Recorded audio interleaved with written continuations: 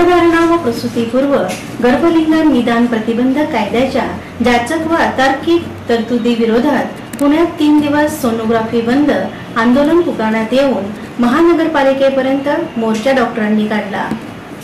गर्भधारणपूर्व व प्रसूतीपूर्व गर्भलिंग निदान प्रतिबंधक कायद्याच्या जाचक व अतार्किक तरतुदींविरोधात डॉक्टरांनी सोमवारपासून पुण्यात 3 दिवस सोनोग्राफी बंद आंदोलन पुकारले आहे।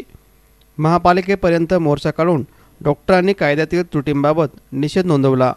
6 आठवड्यात कायद्याचा बदल करण्याची मागणी करीत x-ray, CT scan, MRI, mammography या सेवा बंद राहतील, असे Indian radiological imaging association Pune शाखेचे अध्यक्ष डॉक्टर वीरेन कुलकर्णी यांनी पत्रकार परिषदेत सांगितलं।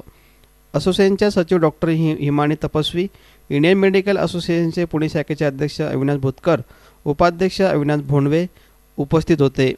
असोसिएशनचे सहसचिव doctor Prashant Chaudhari, Mangala Mahajan, doctor Rajalakshmi Devkar, doctor A. Kelkar यांच्यासह अनेक डॉक्टर मोर्चात सहभागी झाले होते। आंदोलनानिमित्त शहरातील 528 सह जिल्ह्यातील 7 तालुक्यातील सोनोग्राफी सेंटर बंद ठेवण्यात आली होती। अशा गोष्टी करता एवढी मोठी सजा ज्या कायद्यातल्या त्रुटीमुळे देत आहे ती दूर करण्यात यावी। ह्या 2 बाबी निराळ्या आहेत आणि ह्या 2 बाबींना वेगळं करून आम्हाला छोट्या त्रुटींकरता कुठलीही प्रकारची शिक्षा व्हायला नाही पाहिजे। ऑन द अदर साईड आम्ही असं म्हणू की गर्भलिंग निदान करणाऱ्या डॉक्टरांवर ची सजा कसं।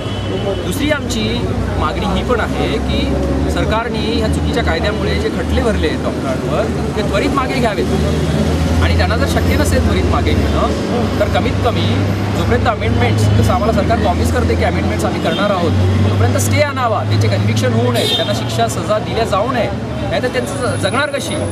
म्हणजे त्यांनी कधीही गर्भलिंग निदान केलेलं नाही प्रत्यक्षपणे आणि त्याच लोकांना याच्यामध्ये शिक्षा होती। 99% खटले जे भरल्या गेलेले ते सगळे क्लरिकल मिस्टेक्सवर झालेले आहेत। ती धुळपेक झाली लोकांच्या जनतेच्या नजरेमध्ये की आम्ही